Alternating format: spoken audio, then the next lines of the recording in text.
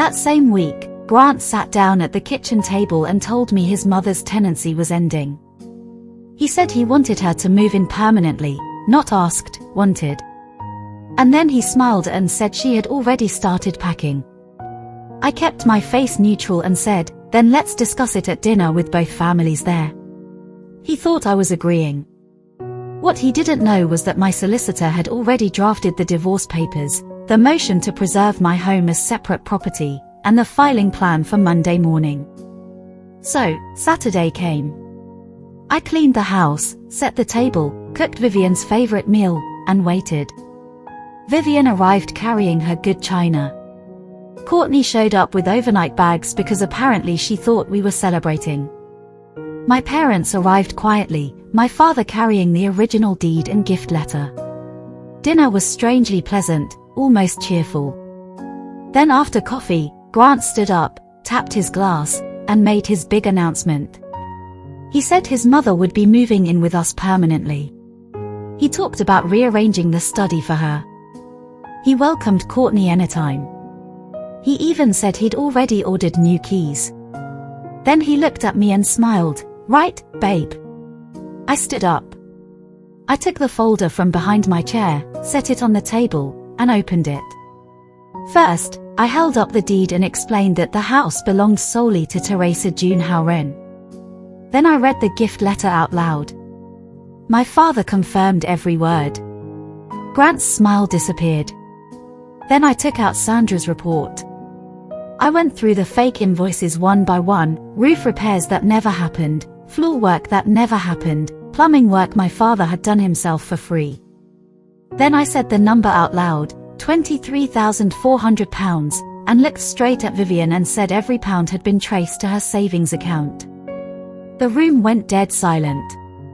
Grant tried to bluster, said I had gone through his things, said I was overreacting.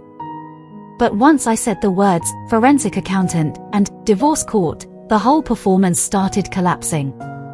Then Courtney made it worse for him by blurting out that he had asked her to sign something for the limited company too. Vivian turned on me, furious. But I asked her one simple question: what exactly has your family done for me? No one had an answer. That's when I told them I was filing for divorce Monday morning. Grant panicked, said we could fix it, said I was tearing the family apart. I told him the truth. I would never trust him again. Then I looked at Vivian and said something I had needed to say for months. I told her I was sorry for what she had lost years ago, truly, but losing her house did not give her the right to take mine. My parents had worked decades for that home. And she and her son had tried to take it with guilt, access, lies, and stolen money. Grant lost it completely. He screamed, said I was destroying everything.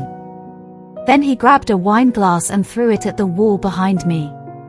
It shattered and red wine ran down the white paint. I didn't flinch. I just told him, it's over. Vivian gathered up her china with shaking hands, dropped a plate on the tile, and told me I'd regret this.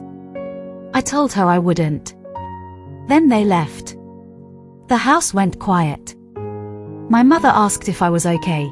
I told her I would be. My father knelt down and started picking up the broken china from my kitchen floor. My mother joined him. Neither said much. They just helped the way they always had. Monday morning, right at 8:30, I filed. Grant was served at work the next day. His solicitor quickly realized he had no real argument over the house. The deed was clean, the gift letter was clean, I had kept council tax and insurance separate. The divorce process took time, but the outcome was clear. We signed a separation agreement. The forensic report went before the court. Grant was ordered to reimburse £23,400 from his share of remaining assets. The £6,200 limited company debt was assigned solely to him. Vivian had to return £15,000. 9 months later, the divorce was final. I kept the house. I kept my career. I kept the maple tree my father planted in the front garden. Grant ended up moving into Vivian's flat, the exact kind of life she had been trying to escape by pushing into mine. The first weekend after he was gone, the house felt quiet in a clean, honest way. I stripped Vivian's bedding off the guest bed and donated it. I put my own sheets back on.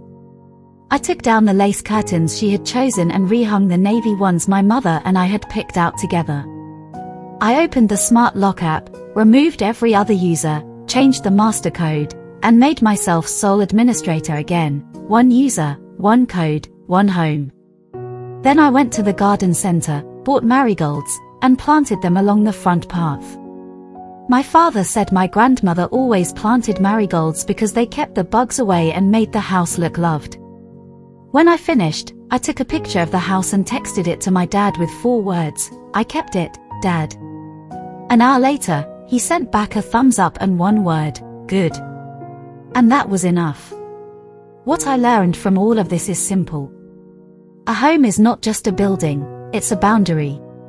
It's the space around your peace, your labor, your history, and your dignity.